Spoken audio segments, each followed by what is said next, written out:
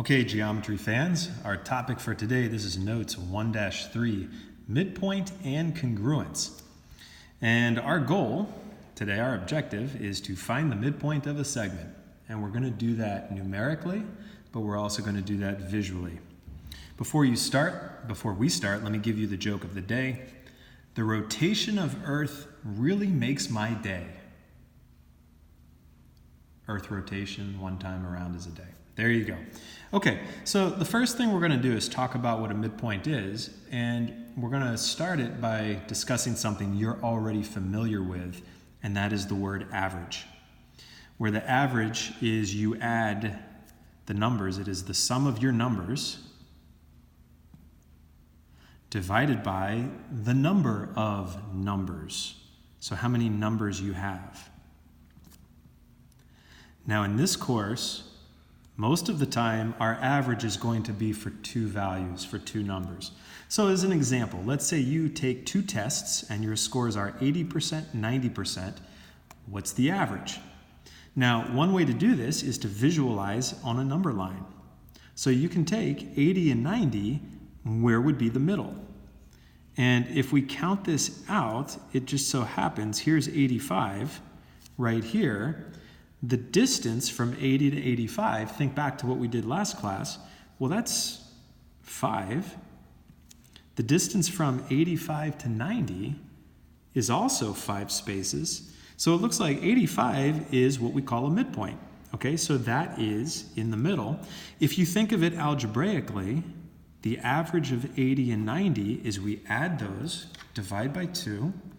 That's 170 divided by 2, which is 85. And there's the same thing. So we can calculate midpoints algebraically, but we can also calculate them visually. And in this class, we're going to do both. The definition of the midpoint is the midpoint of a segment PQ, that's a segment symbol, is the point between P and Q such that the length of PM is equal to the length of MQ. Now, again, let's draw this because definitions can be a little bit tricky because of so many words. So we have a segment PQ, so the endpoints are P and Q. The midpoint is the value between them. It's the point between them. I'm going to call that M, such that the length of PM is equal to the length of MQ. So let's say this is 10 and this is 10. That's how you know that M is the midpoint, because these two lengths must be equal. Okay, so the length of PM is equal to the length of MQ. Good. M is the midpoint. Now, a word we're going to add into this here, which is very similar to equality, is called congruence. Let's say we have this segment, and let's say that we know that these are the same. You will see often in pictures, you'll see a segment labeled with marks, like one tally mark in between the points. So not on the points, but somewhere between them. Each of these has one mark. That means that segment AM is congruent to segment BM. So this symbol here, the equal sign with the wave on top, is congruence.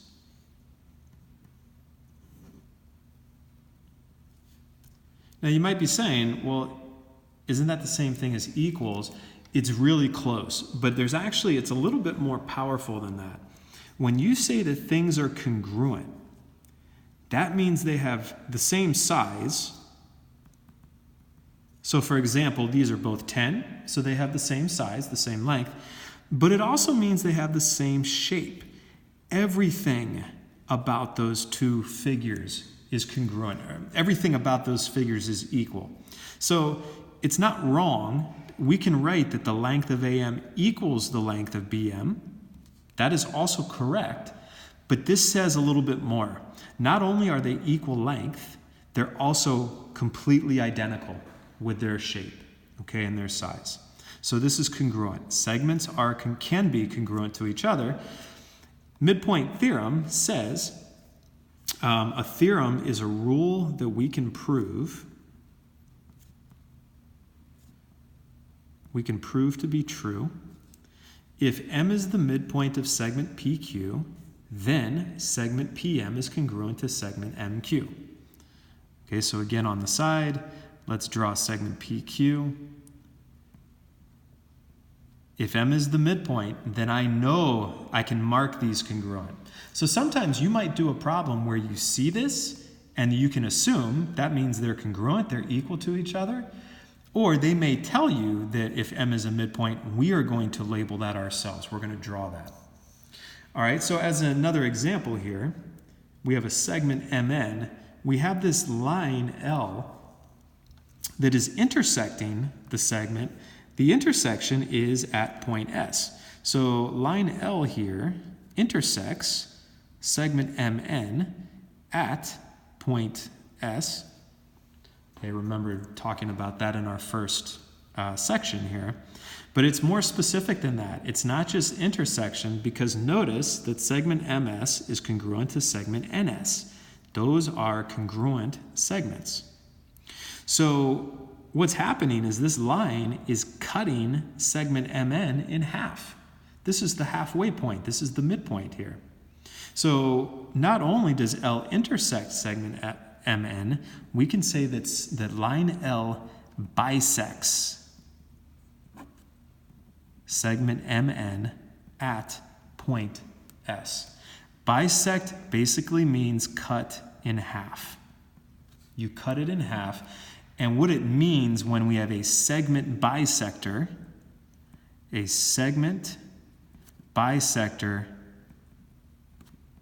creates a midpoint. And what does it mean to be a midpoint? A midpoint means we have congruence. Okay, so this is a really important concept here. If L bisects segment MN at point S, we automatically can say, based on all of this, segment MS is congruent to segment NS. Okay, and we can say that S, okay, so again, the vocabulary here, the way we're wording this is really important. S is the midpoint of MN, of segment MN. So there's a lot going on here. There's a lot of ways to talk about this, but basically all of these are talking about the same thing. So it's really important that we understand this vocabulary. So let's do a couple examples where we actually solve some problems. Let's take number one. M is the midpoint of segment LN. First thing we want to do, let's draw segment LN. Now I can put the midpoint in the middle. I couldn't do that. I didn't do that last section, last set of notes, because I didn't know that it was the midpoint and I didn't want to accidentally confuse myself and assume that. Now I know M is the midpoint. So I'm going to label that these two segments are congruent. ML is 12. So this length is 12. Find LN and MN. So find the length of LN, find the length of MN. Well, this means congruent because M is the midpoint. Midpoint also means that these are equal distance. So if this is 12, then the length of MN is also 12. To find the whole thing, think back to last notes. Well, segment addition postulate, we add the parts to get the whole thing, which is 24. So we're going to write down here, LN equals 24, that's the whole, and then MN is equal to 12. All right, let's take the second example.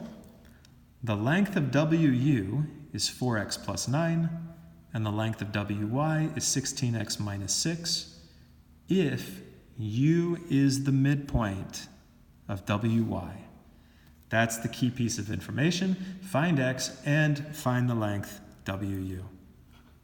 Okay, so if U is the midpoint of WY, so we're going to draw this. Here's WY. I'm going to put U in the middle. And because U is the midpoint, I can label that these are congruent.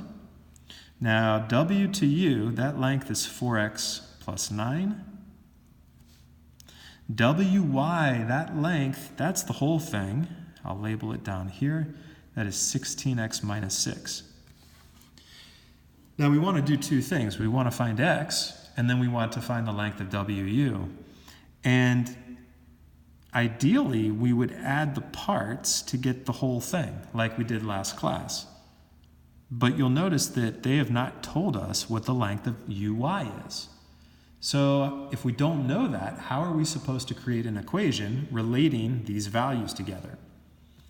And actually, they have told us. Okay, we have to make a connection here. If U is the midpoint, and it is, because they tell us that, we know that these two lengths have to be the same. So I don't know what 4x plus 9 is. I don't know what number that comes out to be, but I do know that this is the same. So if this is 4x plus 9, I can label this 4x plus 9, and now we can make an equation. We can add the parts using the segment addition postulate. So 4x plus 9 plus 4x plus 9 equals the whole thing, and the whole length is 16x minus 6. Now we have variables on both sides. Before we move those, let's combine like terms. So 4x plus 4x, because they're on the same side, that's 8x. And then we have 9 plus 9 is 18, equals 16x minus 6. I'm going to move the 8x by subtracting. So 18 equals 8x minus 6. Then we'll add the 6. And we get 24 equals 8x. And then to undo the multiplication, we divide by 8.